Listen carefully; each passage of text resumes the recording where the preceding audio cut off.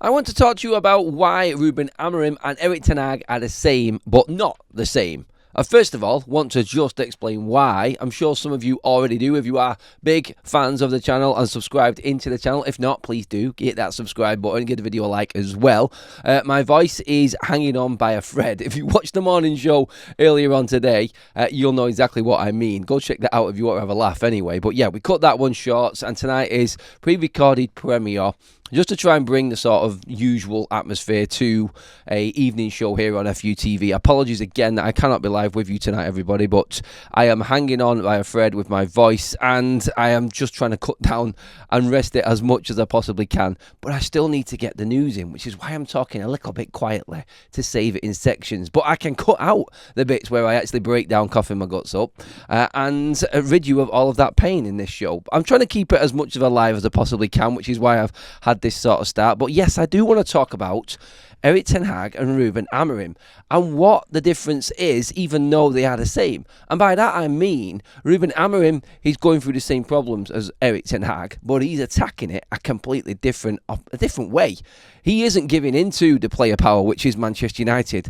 Was it about 3 days ago, Manchester United were rumoured to be talking about unrest within Carrington. Some players not happy with Ruben Amorim's tactics. Some players not happy with his philosophy, the way he works. And then we're back again. It's the same report of it's Chris Wheeler. I put a tweet out earlier on saying, and quoting Chris Wheeler in what he said in his article in the Daily Mail, saying that some players have expressed concern about Ruben Amorim and the way that he is playing, and feel like the results right now are going to just continue the way they are, and nothing is going to change unless Ruben Amorim changes. And let's be honest, like we had, and in that he said that some of the players were actually losing faith in Ruben Amorim.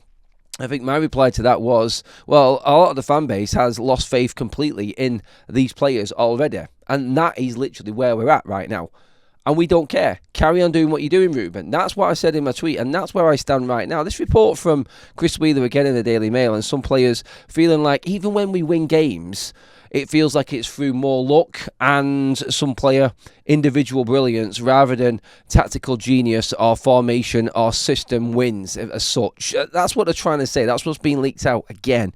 Noticeably, again, these reports are coming out of Manchester United as a plea for help. Please don't take away what we have got at Manchester United right now. Don't take away our home comforts. Please don't. We're Manchester United players. We're mollycoddled and soft-soaped, and we cannot. No one can take away what we have at this club right now. Surely, please, shut up, do your job, and you know what? Be professional, you absolute idiots. That's all I'm going to say to every single one of the Man United players right now. If you are one of these players, you might not be. And apologies in advance if you are not one of these Manchester United players. I'm talking here like these players actually watch these videos. Well, I have found out that some of them do because of actions from the club on me on this channel, as you all know. But still, these players can do one. I don't care. And I don't think many of the United fan base do either. So if you've got a problem with Ruben Amorim, why don't you take it out with your agent? Oh, yeah, that's right, yeah. Your agent probably won't want to deal with Ineos right now because they're not as pushovers as it was before. Erik ten Hag was that pushover, and Erik ten Hag was exactly what these players wanted until he left. And then they tried to work their way on their magic with another manager, and he's just gone, no, F off, you're doing as I want you to do. Otherwise, there's the road, it's called the high one, get out of here. And that's the situation we're in right now. And I do not give two flying F-bombs about any player in this squad. All I care about is the academy lads coming through and probably the players that have just arrived, just to give them the benefit of the doubt. But I've said this many times before. I'm not for these reports of players feeling like they're being, I don't know, they're being made the scapegoats because they don't like the style of football. I'm sorry. I'm just going to say this right now. I played at an alright level. Kaz, my partner, as everybody knows, also played at a decent level. If you are a professional, and I'll say that word again, professional. If you are a professional footballer and you are playing at Manchester United and you cannot handle a system change, a formation change, someone asking you to do something different, then give up the day job and forget about playing football. I find it ludicrous. I find it embarrassing that professional footballers can come out and kick up a stink about the way the manager is asking you to do things, about the way the manager wants you to do or wants you to work, how much more he wants you to do on the pitch. If you can't handle that, then see you later. I don't care. Honestly, I think it's embarrassing for them, and they don't know it's embarrassing until they leave. Obviously, you've got exceptions to the rule, like Jadon Sancho, who thinks that he thinks it's being free, being away from Manchester United. No. What's happened here, Jadon, is you've been called out now by Erik ten Hag. You've been called out by a few managers. And you know what? The one good thing that Ten Hag did was dealing with the Jadon Sancho and the Cristiano Ronaldo situation. And that, for me, was the best thing that Erik ten Hag did. Yeah, he picked up a couple of trophies. Well done. Well, Ten Hag is going through the same Ten Hag was going through the same problems now as Ruben Amorim is. Except Ruben Amorim has attacked the big fish. He has gone after the main man, which is Marcus Rashford. And we all know this. We all know that Rashford has been a problem. And Ten Hag, unfortunately for him, he backed Marcus Rashford, and that finished him off. Now, I'm not blaming Marcus Rashford for what's going on now. He's not in the club. I'm just saying that as an example, just to bring that up. But ultimately, when you look at it, every single Manchester United player in this squad right now is underperforming, because as a team and as a squad, you are 14th in the league table. And that's all that matters. That's all that matters to Manchester United fans. You've got the embarrassing factor in there as well. You've got everything that everybody's saying punditry-wise, what the fans are saying, what opposition fans are saying, what the newspapers and the radio, and every man and his dog, he's having a good old laugh at Manchester United at the moment. But it's getting a little bit boring for him. And I think everybody right now, when this story came out from Chris Wheeler, was just like, really, you're going to try that again? You're going to try that one again and try and convince everybody that it's another coach's fault. It's another coach problem right now. That little line that came out of Chris Wheeler's story regarding even when we win games, it feels like it's just a bit lucky or there's a bit of individual brilliance in there. They are calling themselves out in doing so. This is how embarrassing it is and how thick they are. When they say things like this, no, someone would have said it and there would have been a leak coming out of it. It takes a little bit of individual brilliance. Basically, you want Ruben Amorim to let you do what you want to do, and then you can play the way you want to play. It's like, for instance, you've got a certain player who won't play in a new position because that's what Ruben Amorim wants. Oh, I'm better in this position. I perform better here. I don't want to work as hard in that role, so I'd prefer staying out here. I'll just stay out here. Well, no, sorry. Not happening. Not under Ruben Amorim. And this is where Ten Hag went wrong. He literally said, right, okay, we have to succumb to this just to get points on the board. And it's a process. And you stick to the plan. The plan basically was to hope that these players did bring out that individual brilliance in a game and get through and use the momentum of that to actually get over the line and get points on the board. And eventually it was being figured out. You started man-marking certain players in Manchester United's side, and the creativity stopped. We stopped making chances. We stopped scoring goals, and gradually the goals went down and down and down, and the confidence has got that low within Manchester United's players right now. Even them individual brilliance moments have started to dry up. Have you noticed? There isn't them moments in our team anymore. Ruben's trying to make them play as a team, and they don't like it. They don't like it for their own profiles. They don't like it for their own Instagram accounts, social media, whatever it is. Their agents blowing smoke up their ass. But right now, every single one of them players, your heads are on the block with the fan base. We don't care. We are being told to be loyal. We are being told that our prices are going up. We've got to pay more to watch this shit. I'm sorry, you've got no sympathy anymore. It's not going to work. So anybody who's leaking this story out, telling Chris Wheeler of the Daily Mail, like, we'll read it and we'll just laugh at it. We don't care what you feel. We are behind Ruben Amorim, and that is it. It's as simple as that. He's the only man that's hit this head on and has stopped it. And we know it's been stopped because you're all kicking up a stink and you're playing shit because you can't be asked. That's what it looks like to us, the fan base. So we don't care. Keep doing it. Keep complaining. Keep on underperforming. Keep on spitting your dummy out or throwing your toys out the pram every time you're not playing in your preferred position, because it's just going to go on deaf ears now. Look at the situation going on. We listen to Ruben Amorim talk about you and the jobs that are being cut and people losing their jobs at Manchester United because of the players. And you still came out with that inept performance against Tottenham. Yes, some alright moments here and there, but again, like same old frailties.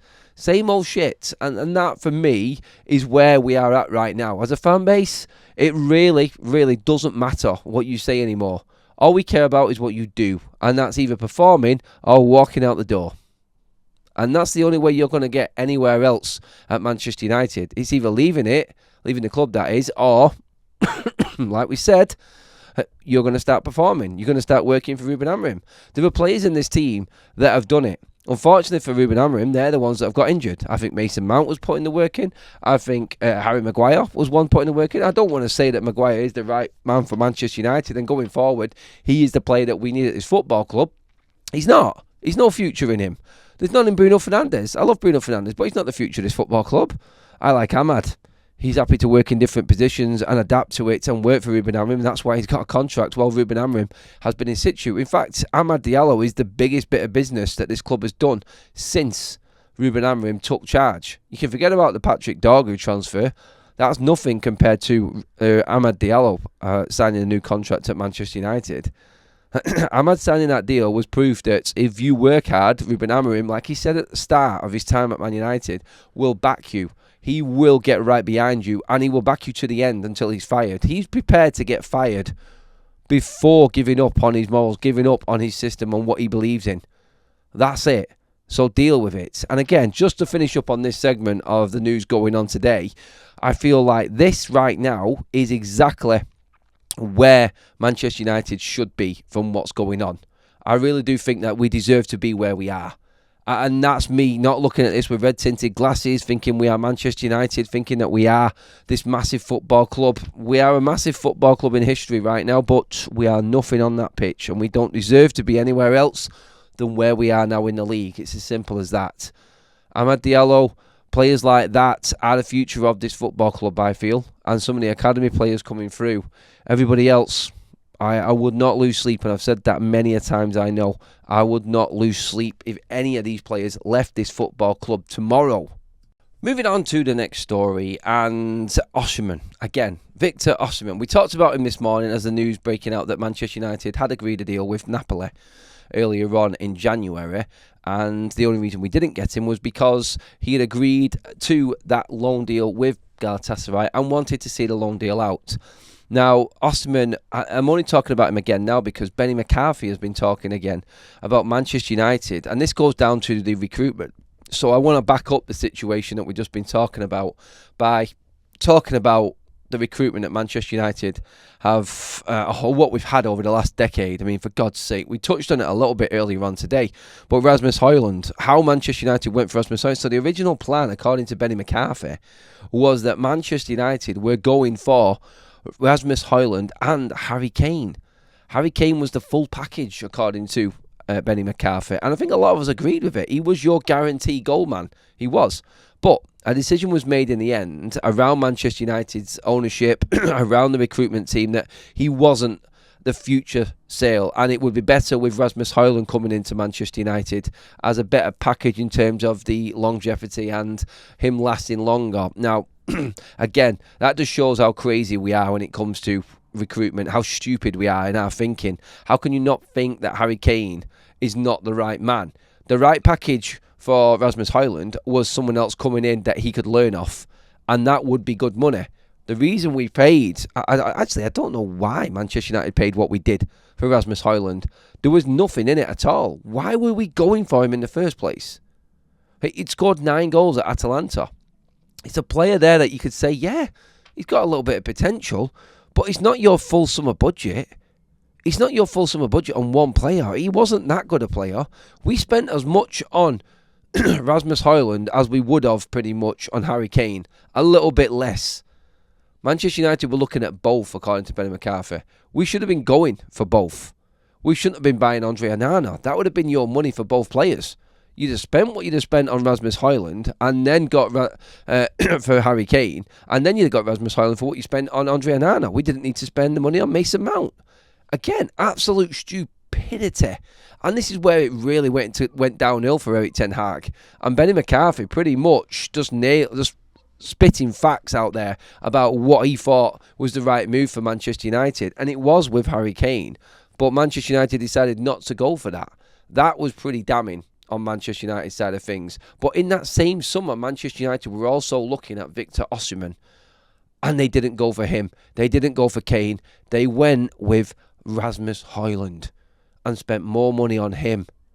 It is mind-blowing, honestly, mind-blowing. And this is what happens when Manchester United staff leave the football club.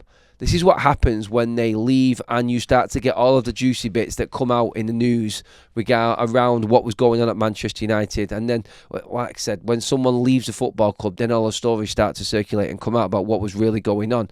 It's like you didn't have any input with Eric Ten Hag when it came to decisions. Like, Ten Hag obviously had his veto about players coming in and out of the football club and saying yes or no to certain things, but still, the big decisions at that football club right at that time between Arnold, Ten Hag and Murto were why Manchester United had such a disastrous season last season. And yes, call out the FA Cup, them moments that we're always going to have. We just talked about that in the first segment of this video, about how these players are just clinging on to these individual moments.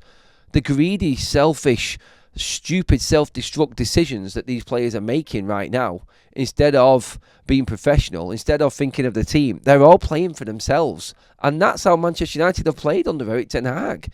You played under him like a player. If I'm thinking like a player right now, from their side, under Ten Hag, you played like you really wanted to save your own career. It's like survival mode instantly with Ten Hag. That's what it always was. And this is the difference with Ruben Amorim right now. He knows exactly what he needs in the summer. Exactly what he needs in the summer. Because he's making these players go through that pain barrier for them, go through that horrible time of having to work hard and be a professional footballer to get to the way that he wants to play. Gary Neville said yesterday, I think it was yesterday or today, he said that it's going to take 3 transfer windows for Ruben Amorim to get the players in to play his system. It's not going to last that long. He needs to have a mega start this summer. I think 2 transfer windows, and then we start judging Ruben Amorim really properly, because that will be the start of the 2026-27 season, and that's when we're expecting to see a bit of a charge for that title. Because don't forget, by 2028, Manchester United are going to be lifting that Premier League trophy according to Mission 21 and Omar Baradov and Sir David Brailsford and all the merry men around Ineos. But yes, again, it comes down to rectifying mistakes that were made before. And we've talked about Rasmus Højlund forever and a day, but letting Victor Osimhen and Harry Kane go when you could have had them, and all it would have taken was a little bit more money for a guarantee, and you made a decision and said that Rasmus Højlund was a better all-around package for Manchester United than Osimhen or Kane. I remember at the time people were saying Kane is too old. Look, if you were going to bring in Harry Kane, I'd have loved Harry Kane to come in with a lesser striker. You didn't need to go out and buy Rasmus Højlund. I mean, the money that we spent on Rasmus Højlund alone was absolutely ludicrous. Like, why did we have our pants pulled down so far by Atalanta? What was going on that summer?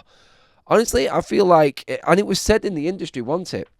Around people working in the same sort of job as what Murto was at the time, the so-called director of football at Manchester United, the first ever. What a fail that was. He wasn't qualified to do the job, and I think that was clear. It was very, very clear in the signings that we made. But Ten Hag went along with it.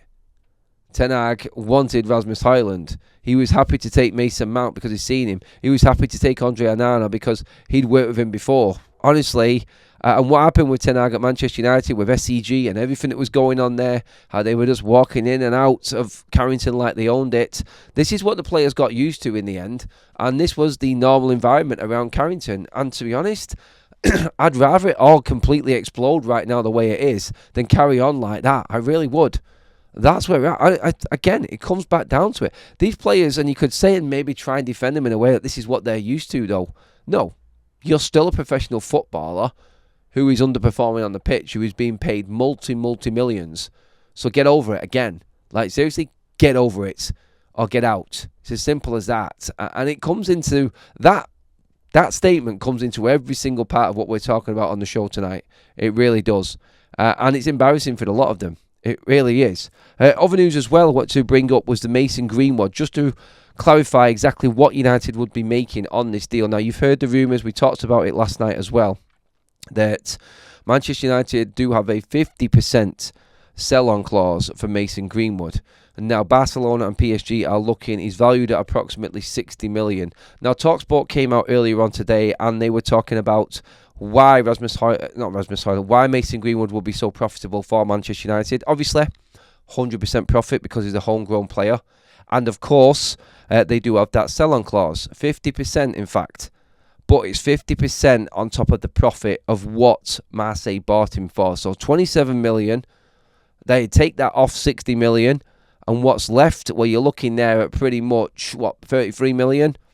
And then you half that, and that's what United take. So it works out, if he was sold for 60 million, Mason Greenwood would generate approximately 16.5 to 17 million pound pure profit for Manchester United, effectively taking the transfer fee for Mason Greenwood to just over 42 million pounds in the end, which is quite significant, really, for a player that was never, ever going to play for Manchester United again. And in the end, that turned out to be quite a good deal for Manchester United. Of course, if it happens. But there's been a lot of talk about that. And the radio was talking about it today, like I said, on TalkSport. And Alex Crook, and that Barcelona and PSG are very aware of the situation with Mason Greenwood right now. Obviously, he is tearing it up at Marseille. He's doing well. And the bigger clubs are always going to come in looking for him. He's still very young, and he can get better than what he is right now at a better club as well. So, yeah, Mason Greenwood, where we would have loved to have had a player. Obviously, the circumstances have dictated where he has ended up and why he's not playing for United anymore, as we all know. But ultimately, in the end, United may actually get a really good deal out of this, because it does look like that sell-on clause and the good business that we did do in the summer in putting that into his contract may pay off for Manchester United. And we could end up getting, like I said, more than 42 million quid for Mason Greenwood, which would be, I feel, and you let me know in the comment section. Please do keep commenting on the video as well, guys. I know you're all in the Premier right now and in the live chat, so keep them comments flying in as well. Make sure you have given the video a like also. But that, ultimately, that deal for United, I think is very good business. And you know what? That could be the difference between United being out of Europe in terms of making that money up. Jadon Sancho, Mason Greenwood, that money together, then you sell Marcus Rashford, then you're starting to look like you're building a little bit of a pot here right now, and that is how Manchester United can go out and have money to spend in the summer. What they buy and what they can get because of them not being in Europe and who wants to come is a different conversation altogether. But United, in absolutely rinsing the wage bill, putting in these sell-on clauses for players, getting in as much money as we can, selling as many players as we can, and trusting in the youth. And like I said, I feel like, when I said the other day, like if United came out and told all of the Manchester United fan base that we're cutting everything off, we're starting from scratch, we're going to trust in youth, it's going to take time, we're going to lose games, but this is what we're building from. We want you to get behind this project. We're getting rid of all of the players on massive wages, we're keeping all of the younger players, and we're going to build from here. I'm in. I'm all in. I'd love a project like that as a United fan. Do tell me as well in the comment section, would you take that? If United came out and said, we are cutting everything off, but this is what we're building from, and you knew what the plan was, would you be on board with that? Talk to me in the comment section, everybody. Let me know what you think about that as well. As we continue this premiere and obviously try and keep the vibe as a normal live evening show, again, just want to say thank you for hanging on with me, everybody. I have got my recommended by you guys, actually, in my Mike Ashley mug. I've got my honey, I've got my boiling water, I've got my lemon. I got a little bit of rum in there as well, just to ease the voice. But so far, so good. It is actually working, everybody. But I am trying to do this in stages, this premiere, just to make sure that I save my voice and make sure that I don't blow it off completely, because it is my job and I do need it. I do. But yes, I want to go through all of the news that's going on again. But in the same Daily Mail stories we were talking about before from Chris Wheeler and his piece was Manchester United and the job cuts, and a lot hanging over the heads of Manchester United staff about the cuts. Some Manchester United staff, Chris Wheeler said, found out about the upcoming cuts at the wake of Dennis Law. Oh, God. is really hard to defend our football club sometimes. Sometimes you just have to hold your hands up and say, we are a disgrace of a football club. We really are. I heard the Teddy Sheringham piece the other day talking about the soul being taken out of Manchester United. All of these staff cuts, well, all of these players on multi-million-pound contracts are underperforming and bitching and moaning about where they're going and where they should be. And Teddy Sheringham has been very, very strong on this. And he said, like, you're getting rid of people there that are the heart. They are the blood of this football club. And when you take that away, you're taking away that sort of centre of the football club. You're taking away what makes it tick and what makes it so lovable and how connected you feel. And when he said that when he came to United, you felt so loved by everybody at Manchester United. That's what it was like. He said, you're taking that away from this football club and the identity of Manchester United is diminishing. It really is. And he's right in what he says with that. And for some of the staff to find out about job cuts and possibly losing their job at the wake of Dennis Law, I said that at the time. The timing of things really with this football club is laughable. It is, and it's not laughable. Laughable is not actually the right word, because we're talking about the wake of one of the greatest legends of this football club and one of the best players to ever walk on an Old Trafford pitch in Dennis Law. It's disgraceful, is what the word is. It is absolutely disgraceful, and that coming from Wheeler again. It's been a powerful piece from Chris Wheeler today. He's really held nothing back. He also did say in it as well, ahead of the Everton game this weekend, that Christian Eriksen and Lenny Yoro will be available for selection for Manchester United, should be available for selection. Bainder is back in training as well. Surgery has taken place for Amad Diallo as well on his ankle ligament injury. So that is also gone ahead. So there's two players that have gone under the knife in Martinez and Amad now. So they're in full-on recovery mode. So we'll just wait it out and see. Obviously, Lissandro, we know he's not going to be back for a very, very long time.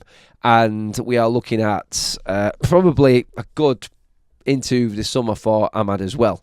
Speaking of the summer, we talked about how Manchester United make money with sales, sell-ons like Mason Greenwood, selling the likes of Marcus Rashford, a few academy players and whatnot. Manchester United Summer Series in America.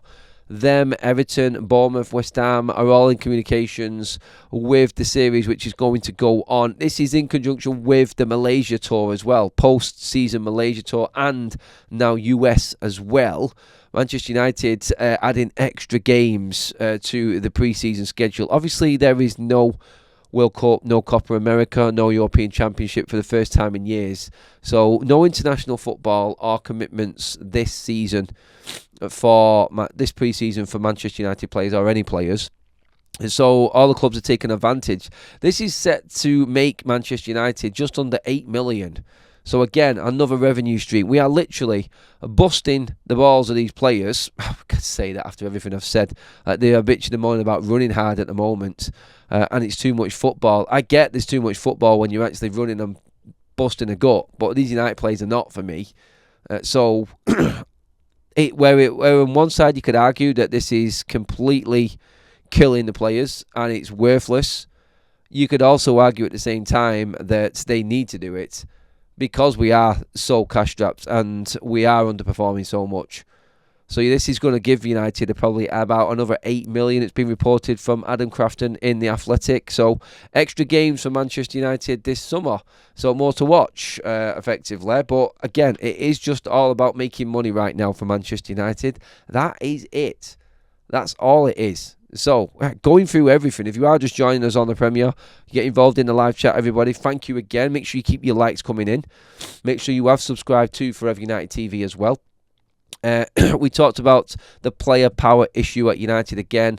Chris Wheeler of the Daily Mail talking about players not being happy at Manchester United, not happy with Amorim, not happy with what is going on. The results and the performances are going down, and they think it's because of the way that Ruben Amorim wants them to play.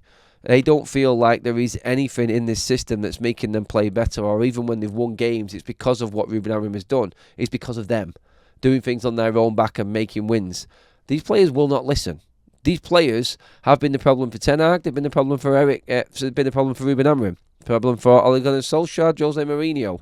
We can go back as far as LVG if you want to, because there's players in the squad right now that were actually with him, which is embarrassing. It really is. And we've got players that were at this football club with Jose Mourinho when the player power situation really kicked off, still at this club. That tells you everything and why it has gone wrong at Manchester United. They don't want to move. They don't want to work. They don't want to do extra. They cannot call themselves professional footballers, in my opinion. That's what I want in on your comments after this has finished and this Premier is done. Talk to me about these players.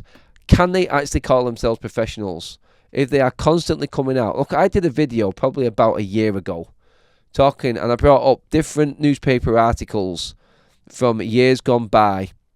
Players unhappy with LVG, players unhappy with Ole Gunnar Solskjaer, arguments on the training ground with Jose Mourinho, players losing faith in Erik ten Hag, players don't even rate Kieran McKenna and his training methods. Ralph Rangnick should be a director of football. And now we're back full cycle. Ruben Amorim. The players don't believe in him, are losing faith in his system because it's making them look bad. Sad. Basically, that's what that is. It's sad. That is your Premier. That's what I want your comments on, please, everybody. Again, voice hanging on in there. Really appreciate your patience and everyone's support in keeping going with this. I'm going to go and rest up my voice now, relax for a little bit. I will join you in the chat. Hopefully I've dropped a few comments in on the live chat as well while you're all at it, but really do appreciate all of the support as well, like I just said, and thank you again, everybody. Please give this video a like. Make sure that you hit that subscribe button that's up on your screen right now also, and check out the other content from earlier on today. And that is me done. Thank you, everybody. I will see you hopefully at 8 o'clock in the morning with a rested bitchy vocal cord and ready to go. Cheers, guys.